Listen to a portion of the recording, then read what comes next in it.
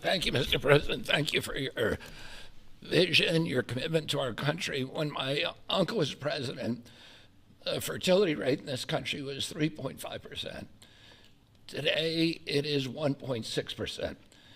The replacement rate, in other words, the amount of fertility that you need in order to keep your population even, is 2.1%. We are below replacement right now. That is a national security threat to our country.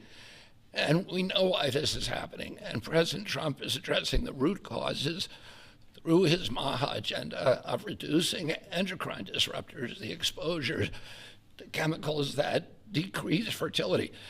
Today, the average teenager in this country has 50% of the sperm count, 50% of the testosterone as a 65-year-old man. Our girls are hitting puberty 6 years earlier. And that's bad, but also our parents aren't having children. Parents who want to have children do not have access. I have 7 children. I feel that God has blessed me with that, and I can't imagine how different my life would be if I did not have that blessing. I want to point out also that this morning Harvard University released a study that showed that the obesity rates have now climbed over 70%. And this, again, is for the same reason we're flooding our kids. We're poisoning mass poisoning a generation of kids with chemicals.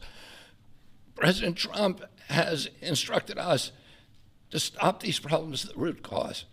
But he's also recognized that there are people who are injured, people who are not living their life to the fullest, and he's addressing that. Last week, we made GLP drugs available at Most Favored Nation.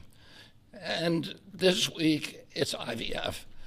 I want to thank you so much for that, Mr. President. I saw on an airplane the other day, you said that you didn't believe that you were going to get to heaven.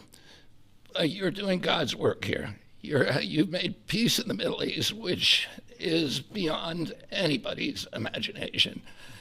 And now you're giving millions of Americans a chance to have babies. And you're doing this while the government is locked down by the Democrats. But this administration has not stopped working for the American people. And that's because of your energy, your commitment, your vision, and I want to thank you for allowing me to be part of it.